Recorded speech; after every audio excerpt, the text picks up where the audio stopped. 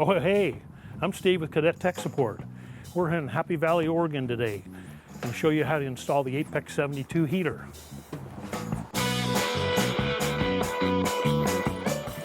So Steve, here's the room I was telling you about. I have an older heater down there in my bookshelf, and it's not usable. Yeah. I would really like to have a heater that could do this room alone. I have clients that come over for sessions, and I don't want to heat the entire house. Totally understand. We have a perfect solution for you. Great. Okay, Sierra, here's the heater we were talking about. The Apex72. It's going to mount up 6 feet from your floor, and then 10 inches down. Okay. And you're going to be able to leave the furnishings the way you want them. These are sold two ways, either individual parts or in a kit box. We make 120 and 240 volt. This one actually is the 240 volt because we matched your old heater. And I'll show you what's inside here. Okay, you got the magnetic grill, the wall can and heater assembly, an orient ring for installing on a new construction, and an electronic thermostat. Okay, Sarah, so here's what it's going to look like. With the Apex72, it's going to need to be up 6 feet from the floor and 10 inches down from the ceiling, so you can kind of get a vision of what it looks like. Since your heater was down below here, we're just going to mount the heater directly above it. And basically, the important thing here we want to mention here is that this heater needs to be attached to a stud. Okay, Sarah, well, you kind of get the idea of what's involved. Have you done any electrical work yourself? A little bit, but not enough for this project. Okay.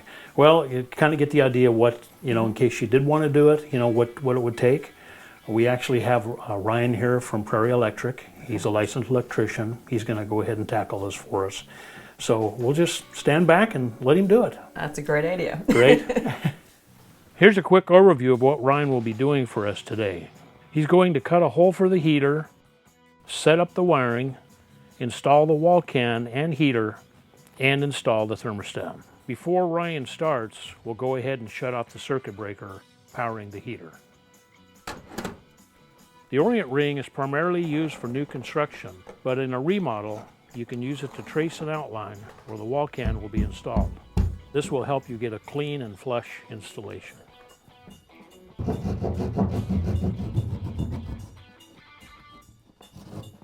Notice that the left side of the cutout is directly against a wall stud. Okay, next Ryan will set up the wiring for the heater and thermostat. Since we're replacing an old heater, Ryan has capped off the old wires going to the heater. We won't be using those. If this were a new install, you'd be installing a junction box for your thermostat. Then you'd install a new circuit in your panel and route wire to your junction box. Now Ryan is running wire from the thermostat junction box to the hole for the heater.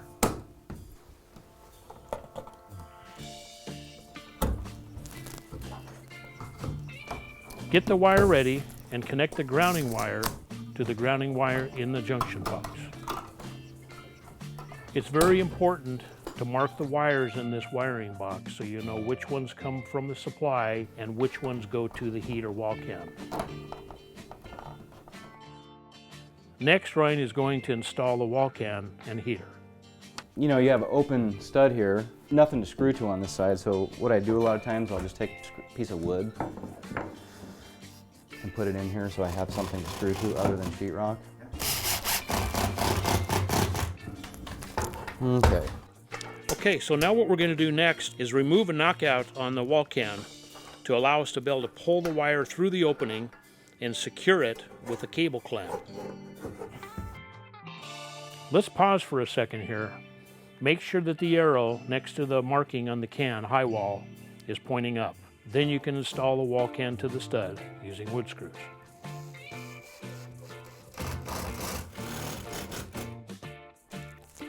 Now you want to connect the ground wire to the green grounding screw on the bottom right of the wall can.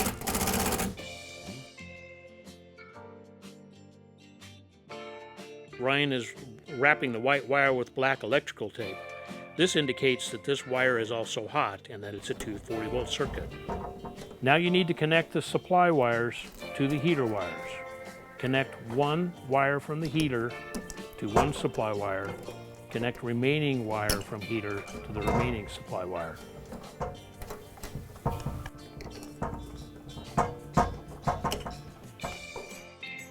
Put the heater in the wall can and make sure the wires aren't pinched behind the heater.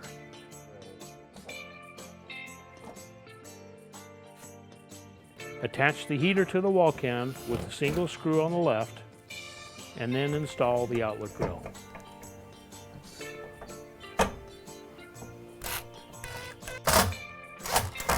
Okay.